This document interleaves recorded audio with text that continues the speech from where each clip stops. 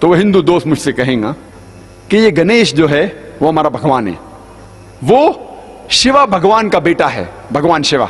और ये उनकी किताबों में लिखा हुआ है कि गणेश भगवान शिवा भगवान का बेटा है। और एक दिन जब भगवान शिवा अपने घर के बाहर निकलते हैं, उनकी बीवी पार्वती अपने जिस्म से मेल निकालती है और एक बेटा बनाती है, और वो कहती है उस बेटे से कि घर के चौखट पे खड़े रहो, घर के दरवाजे के बाहर खड़े रहो और किसी को भी घर में आने मत देना, मैं आराम फरमा रही हूं।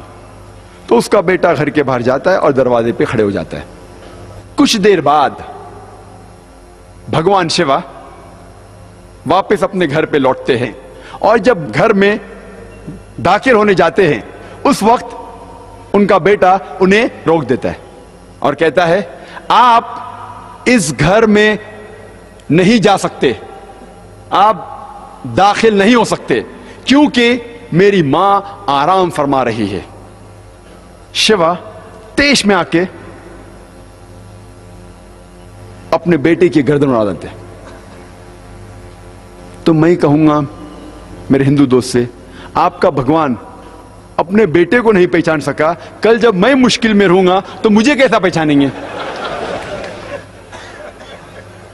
और ये हिंदू दोस्त आपसे कहेंगे, आपको कहने की जरूरत नहीं।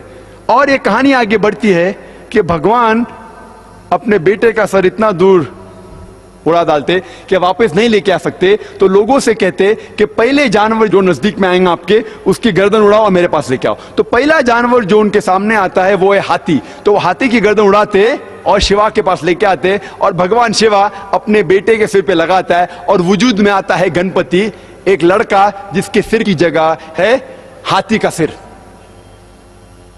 मैं कहूंगा अब इसको भगवान मानते? मेरा दोस्त कहेगा, अरे जाने देना जाकिर, ये तो कहानी है।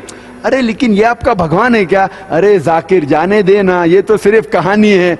मैं कहूंगा आप मुझे साबित करके दिखाओ कि गणेश भगवान है और मैं प्रसाद खाऊंगा, क्योंकि कुरान में लिखा हुआ है कि अल्लाह के नाम का खाना मैं खा सकता हूं। बोलेगा जाने देना जाकिर, ये छोड़, कहानी है ये सिर्फ मेरे मजहब में। मैं कहूंगा नहीं, मुझे साबित करके दिखाओ, अभी मैं उसके पीछे भागूंगा। और ये बहुत आसान है, हमें किसी भी गैर मुसलमान के खुदा को गाली नहीं देना चाहिए। अल्लाह ताला फरमाते हैं कुरान मजीद में, सूरह अनाम में, सूरह नंबर 6 आयत नंबर 108 में, आप वो लोगों जिनकी वो पूजा करते हैं, जिन लोगों की वो अल्लाह के अलावा पूजा करते हैं, उनको आप गाली मत दो। जिन लोगों की वो पूजा करते हैं, इबादत करते हैं अल्लाह के अलावा, उन लोगों को आप गाली मत दो, नहीं तो जहालत में वो लोग अल्लाह सुब्हाना व तआला को गाली देंगे। तो हमें गैर मुसलमानों के भगवान को गाली देना हराम है। तो हमें कुछ नहीं कहना चाहिए, सिर्फ पूछना चाहिए ये कौन है, और वो हिंदू या वो गैर मुसलमान अपने आप अपना काम करेंगे।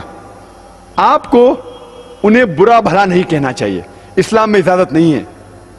लेकिन ये तो पूछ सकते कौन है ये, आपका गणेश कौन है, आपका भगवान कौन है? मुंह तो खोलो। हम मुंह खोलने से डरते हैं। और मैं जिस शहर में से आ रहा हूं, बंबई, आपको शायद पता होगा उसकी फिजा कैसी है, पर अल्हम्दुलिल्लाह सुम्मा अल्हम्दुलिल्लाह, ये गैर मुसलमान मेरी और इज्जत करते हैं। ये गैर मुसलमान जब मैं जाता हूं मेरी और इज्जत करते हैं। जब मैं जाऊंगा एयरपोर्ट के थ्रू, देखते ओ जाकिर साहब आए, वो इमीडिएटली ग्रीन चैनल के थ्रू जाने देंगे। जब मैं जाता हूं दुकान में डिस्काउंट देते, कुछ लोग फ्री भी देते। अल्लाह की बात करने से किससे डरना? हक की बात करने से क्यों डरना?